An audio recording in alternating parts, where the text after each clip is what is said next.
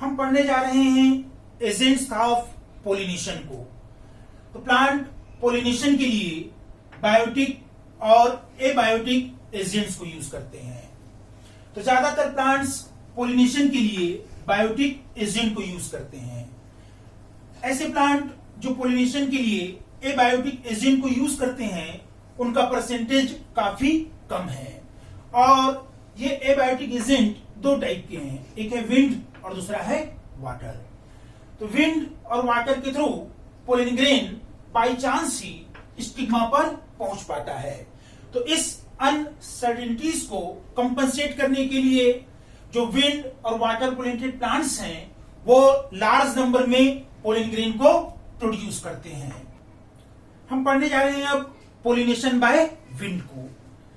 तो हम देखते हैं कि जो विंड पोलिनेटेड फ्लावर्स हैं इनके पोलन ग्रेन्स लाइट और नॉन स्टिकी होते हैं ताकि वो विंड के थ्रू इजिली ट्रांसपोर्ट हो सके। फिर दूसरे कैरेक्टरिस्टिक की बात करते हैं तो इनका जो एंथर है वो एयर में अच्छी तरह से एक्सपोज रहता है ताकि वो पोलन ग्रेन्स को एयर में रिलीज कर सके। फिर जो स्टिग्मा है वो लार्ज और फेदरी होता है ताकि वो हवा में उड़ते हुए पोलन ग्रेन्स को ट्रैप कर सके। फोर्थ है ओवरी के अंदर जनरली सिंगल ओव्यूल्स पाए जाते हैं क्योंकि विंड के थ्रू बाय चांस ही जो पोलन ग्रेन है वो स्टिग्मा तक पहुंच पाता है। फिर कॉर्न कॉप या फिर टसल्स या भुट्टी की बालियां ये एक्चुअल में हवा में लहराते हुए स्टिग्मा और स्टाइल होते हैं जो पोलन ग्रेन को ट्रैप करने में हेल्प करता है। और इस टाइप का जो पोलिनेशन है वो ग्रासेस में देखने को मिलता है।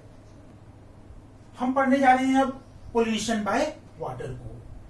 तो वाटर के थ्रू होने वाला पोलिनेशन रेयर है और ये एंजियोस्पर्म के 30 जेनरा तक लिमिटेड होता है जिसमें से ज्यादातर जो हैं वो मोनोकॉट्स हैं। तो हम देखते हैं कि जो लोअर प्लांट्स हैं जैसे कि ब्रायोफाइट्स और टेरिडोफाइट्स इनमें मेल गैमिट फ्लैजिलेटेड होता है जो वाटर में स्विम करता हुआ फीमेल गैमिट तक पहुंचता है। या हम कह सकते हैं कि इनमें फर्टिलाइजेशन के लिए वाटर एसेंशियल होता है। इसलिए इस टाइप के जो प्लांट्स हैं वो हमेशा नैरो जियोग्राफिकल रीजन में पाए जाते हैं जहां पर मॉइस्चर प्लेंटी में अवेलेबल होता है। फिर हम देखते हैं कि ज्यादातर जो एक्वेटिक प्लांट्स हैं जैसे कि वाटर हाइसेंथ और वाटर लिली इनके फ्लावर्स पानी के बाहर रहते हैं और इनमें जो पोलिनेशन है वो एनिमल्स या फिर विंड के थ्रू होता है। तो ऐसे प्लांट जिनमें पोलिनेशन वाटर के थ्रू होता है उसके एनसीईआरटी में 3 एग्जांपल्स बताए गए हैं। वो है वेलेस्नेरिया, हाइड्रिला और जोस्टेरा। तो इसमें से वेलेस्नेरिया और हाइड्रिला ये फ्रेश वाटर में पाया जाता है जबकि जो जोस्टेरा है ये मरीन वाटर में पाया जाता है। तो हम देखते हैं वेलेस्नेरिया में पोलिनेशन को। तो वेलेस्नेरिया फ्रेश वाटर में पाया जाने वाला एक सबमर्ज्ड और डायोसियस प्लांट होता है। सबमर्ज्ड प्लांट होता है मतलब इसके प्लांट पार्ट्स पानी के अंदर होते हैं और डायोसियस होगा मतलब मेल और फीमेल फ्लावर अलग अलग प्लांट्स पर बॉर्न होते हैं।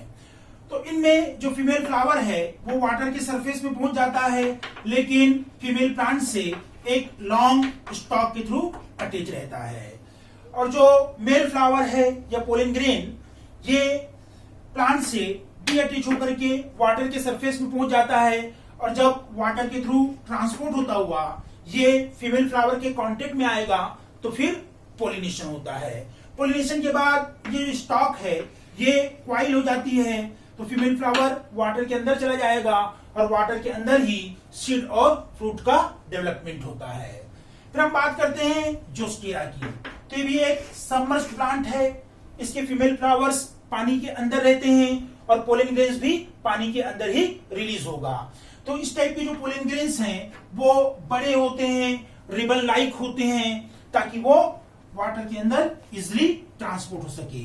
तो जब ये पोलन ग्रेन फीमेल फ्लावर के कांटेक्ट में आएगा तो फिर पोलिनेशन होता है। तो खास बात बता दूं कि जो वेलेस्नेरिया है यहाँ पर जो पोलिनेशन है वो वाटर के सरफेस में होता है, जबकि जोस्केरिया में हम देख रहे हैं कि जो पोलिनेशन है वो वाटर के अंदर होता है। तो जो पोलन ग्रेन है, वाटर पोलिनेटेड प्लांट्स के जो पोलन ग्रेन हैं, उनके चारों तरफ एक म्यूसिलेजिनियस कवरिंग पाई जाती है जो इनको पानी में गीला होने से बचाती है। फिर तीसरी खास बात है कि जो विंड और वाटर पोलिनेटेड प्लांट्स हैं, उनके फ्लावर्स ना तो बड़े होते हैं, ना ही उनमें किसी टाइप का नेक्टर और ना ही किसी टाइप का फ्रेग्रेंस पाया जाता है। अब हम पढ़ रहे हैं पोलिनेशन बाय एनिमल्स को। तो प्लांट अलग अलग टाइप के एनिमल्स को पोलिनेटिंग एजेंट की जैसे यूज करते हैं, लेकिन उसमें से 80% जो पोलिनेशन है वो इंसेक्ट के थ्रू होता है, पर्टिकुलरली बीज के थ्रू होता है। तो जो इंसेक्ट पोलिनेटेड फ्लावर्स हैं, उनके इंसेक्ट पोलिनेटेड प्लांट्स के जो फ्लावर्स हैं वो साइज में बड़े होते हैं, कलरफुल होते हैं, खुशबूदार होते हैं और नेक्टर को सीक्रेट करते हैं, जो इंसेक्ट को अट्रैक्ट करने का काम करता है। फिर ऐसे फ्लावर्स जिनमें पोलिनेशन फ्लाइज या बीटल्स के थ्रू होता है, उनसे फाउल स्मेल आती है और उसी स्मेल के कारण वो फ्लावर की तरफ अट्रैक्ट होते हैं। फिर जब फ्लावर साइज में छोटा होता है तो बहुत सारे फ्लावर्स इकट्ठा होकर के इन्फ्लोरेसेंस को बना लेते हैं, जिसके कारण वो इंसेक्ट को आसानी से दिखाई देते हैं। तो insect pollinated flowers animal visit को बनाए रखने के लिए रिवार्ड प्रोवाइड्स करते हैं। तो ये रिवार्ड पोलन ग्रेन्स या फिर नेक्टर के फॉर्म में होता है। तो जब इन रिवार्ड्स को लेने के लिए इंसेक्ट फ्लावर में पहुंचते हैं तो पोलन ग्रेन इंसेक्ट की बॉडी से चिपक जाती है, जो कि स्टिकी होती है। और जब इस टाइप का एनिमल्स किसी दूसरे फ्लावर में पहुंचता है तो और उसके स्टिग्मा के कांटेक्ट में आएगा तो पहले वाले फ्लावर्स के पोलन ग्रेन को ट्रांसफर कर देता है, जिससे पोलिनेशन होता है। फिर हम देखते हैं कि कुछ प्लांट्स ऐसे होते हैं जिनके फ्लावर्स इंसेक्ट को अंडे देने के लिए सेफ प्लेस प्रोवाइड करते हैं। जिसका एग्जांपल है एमार्फोफिलस, जिसका प्लांट दुनिया में सबसे लंबा होता है, जिसकी हाइट 6 फीट तक होती है। फिर कुछ प्लांट और इंसेक्ट के बीच सिम्बायोटिक एसोसिएशन देखने को भी मिलता है, मतलब ये दोनों एक दूसरे के बिना अपना लाइफ स्पेन पूरा नहीं कर सकते। तो हम देखते हैं कि जो मॉथ है वो अपने अंडे युक्का प्लांट के ओवरी के अंदर देता है, देन वो उसको दूसरे फ्लावर से लाए गए पोलन ग्रेन से उसकी स्टिग्मा को पोलिनेट करता है। तो ऐसा होने के बाद जब फर्टिलाइजेशन के बाद ओव्यूल डेवलप होकर के सीड को बनाते हैं तो उसी सीड में से कुछ को खा करके इंसेक्ट के लार्वा बड़े होते हैं और बाकी बचे हुए सीड से प्लांट का लाइफ साइकिल कंटिन्यू होता है।